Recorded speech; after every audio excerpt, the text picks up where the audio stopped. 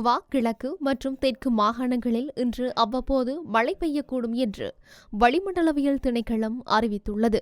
கிழக்கு மற்றும் ஊவா மாகாணங்களிலும் பொலனறுவை, மாத்தளை மற்றும் நுவரெலியா மாவட்டங்களிலும் சில இடங்களில் 75 மில்லிமீட்டருக்கும் அதிகமான பலத்த மழை பெய்யக்கூடும் என்று எதிர்பார்க்கப்படுகின்றது. அதேவேளை மத்திய மற்றும் சப்ரகமுவ மாகாணங்களிலும் காலி மற்றும் மாத்தறை மாவட்டங்களிலும் அதிகாலை வேளையில் மூடுபனியுடன் கூடிய வானிலை நிலவக்கூடும்.